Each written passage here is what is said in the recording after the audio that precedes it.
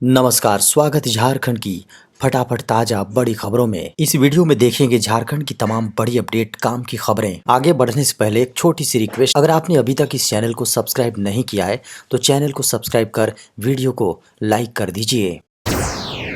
आज की सबसे पहली और बड़ी खबर, यूक्रेन से अपने खर्चे पर वापस लौटने वाले झारखंड के लोगों को मिलेंगे टिकट के पैसे।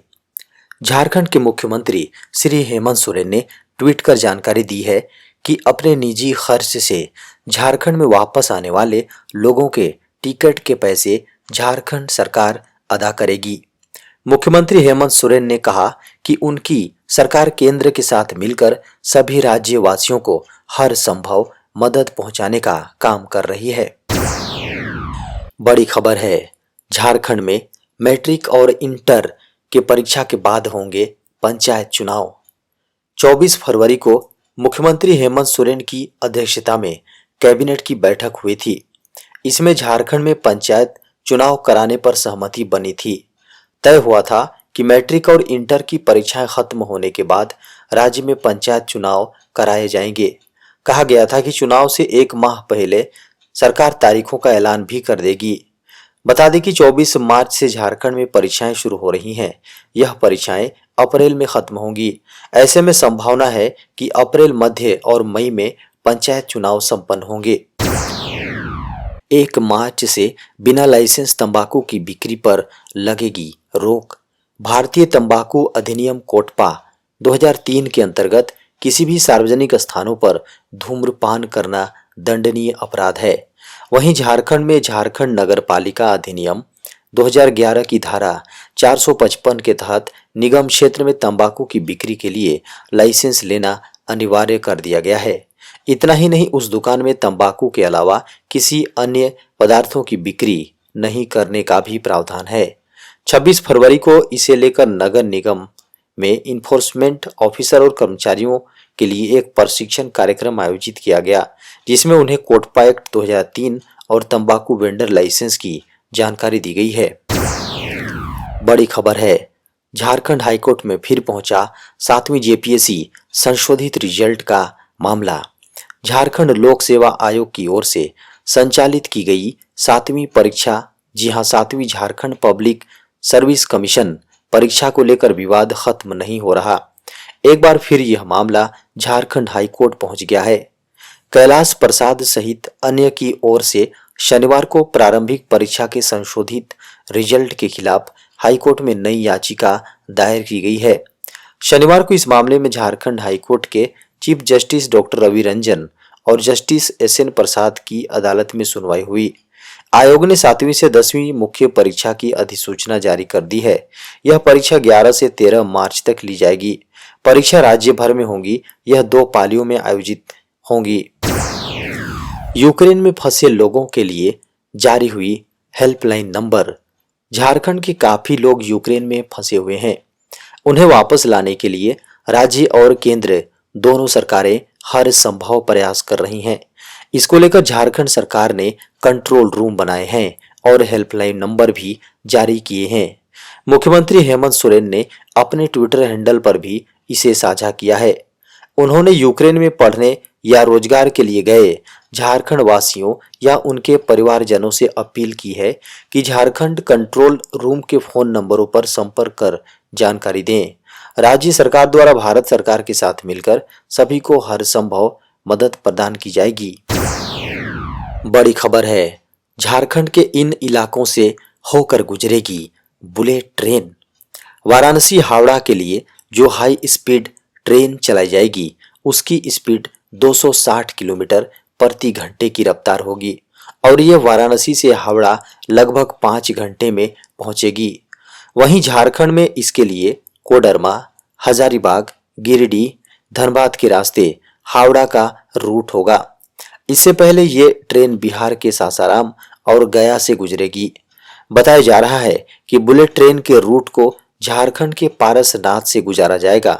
पारसनाथ विश्व स्तरीय तीर्थ स्थल है।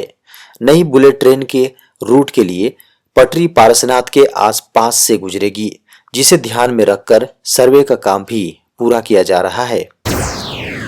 झारखंड में पंचायत सचिव की नियुक्ति के लिए फिर से निकलेगा विज्ञापन। झारखंड में पंचायत सचिव के पद पर नियुक्ति के लिए नए सिरे से विज्ञापन निकाला जाएगा। सरकार की ओर से विधानसभा में पेश एक्शन टेकन रिपोर्ट में इससे संबंधित जानकारी दी गई है। जिन पदों पर नियुक्ति पत्र जारी नहीं किए गए हैं, उन नियुक्तियों को अपूर्ण मानते हुए विज्ञापनों को रद्द कर दिया गया है।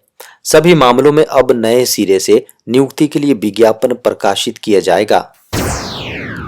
बड़ी खबर है, आयुष्मान भारत डिजिटल मिशन को मिली मंजूरी।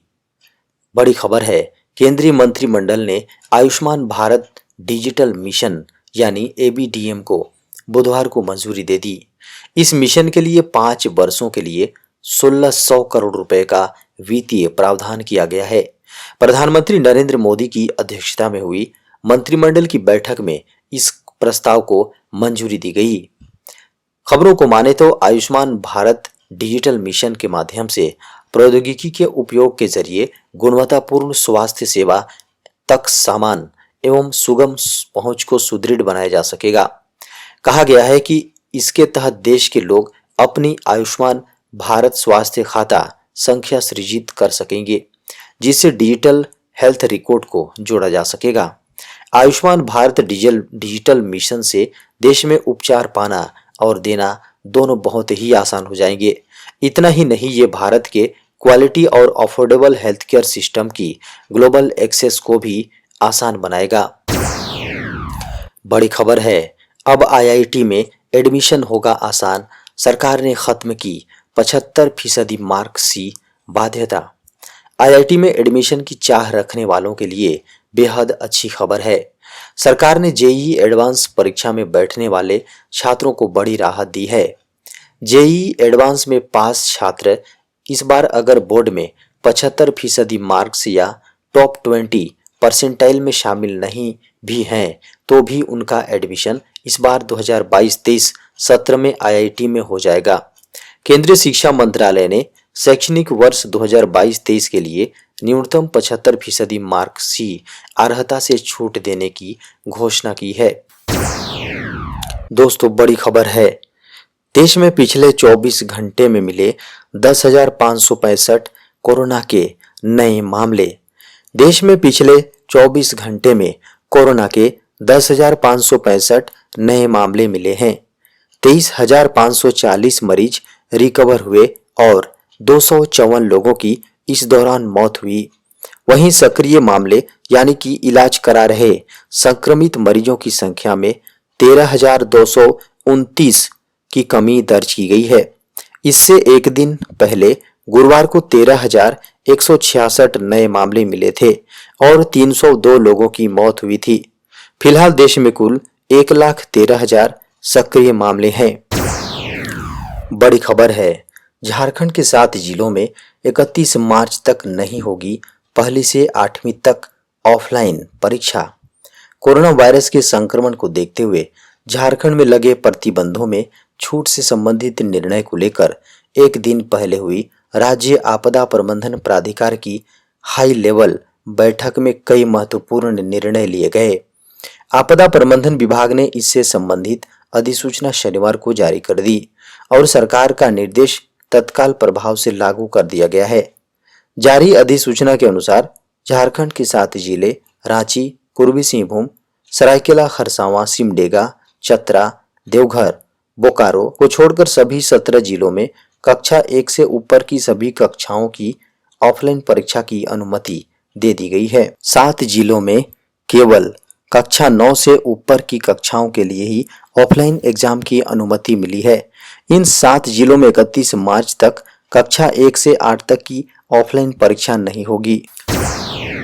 भारतीय सेना में टेक्निकल पदों पर निकली भर्ती। भारतीय सेना ने शॉर्ट सर्विस कमीशन के तहत भर्ती के लिए नोटिफिकेशन जारी किया है। इसके लिए टेक्निकल पदों पर 8 मार्च 2022 से ऑनलाइन आवेदन प्रक्रिया शुरू होगी। उम्मीदवार इस भर्ती के लिए ऑनलाइन आवेदन कर सकेंगे। 59वें कोर्स शॉर्ट सर्विस कमीशन के तहत पुरुषों के लिए 30वें course short service commission tech के तहत महिलाओं की भर्ती की जाएगी। योग्य और इच्छुक पुरुष और महिला उम्मीदवार 6 अप्रैल 2022 तक आवेदन कर सकते हैं। भारतीय सेना एसएससी। दोस्तों, बड़ी खबर है। पुरानी पेंशन योजना को लेकर सरकारी कर्मचारियों में जगी उम्मीद। 7वां वेतनमान पाने वाले केंद्र और राज्य सरकार के लाखों कर्मचारी अपने महंगाई भत्ते और कई महीनों से अटके डीए एरियर को लेकर बड़ी घोषणा होने का इंतजार कर रहे हैं। लेकिन सरकार की ओर से इन दोनों के संबंध में अभी तक कुछ स्पष्ट नहीं कहा गया है। इस बीच सरकारी कर्मचारियों में एक आस और उम्मीद जगी है और वो है पुरानी पेंशन स्कीम की बहाली। यूक्रेन में फंसे 209 भारतीय पहुंचे स्वदेश। एयर इंडिया की पहली निकासी उड़ान रोमानिया की राजधानी बुखारेस्ट से शनिवार दोपहर 219 भारतीय नागरिकों को लेकर देर शाम मुंबई पहुंच गई। रूसी सैन्य हमले के कारण यूक्रेन में फंस गए ये लोग किसी तरह सीमा पार कर पड़ोसी देश रोमानिया पहुंच गए थे। अन्य फंसे लोगों के लिए सरकार ने शनिवार को 2 और विमान भेजे हैं, जिनमें से एक बुखारेस्ट और दूसरा एक अन्य पड़ोसी देश हंगरी की राजधानी बुडापेस्ट में उतरा। एनआरएचएम में अनुबंध पर होगी बम्पर भर्ती। राष्ट्रीय ग्रामीण स्वास्थ्य मिशन एनआरएचएम के तहत झारखंड में अनुबंध के आधार पर 3 वर्ष के बाद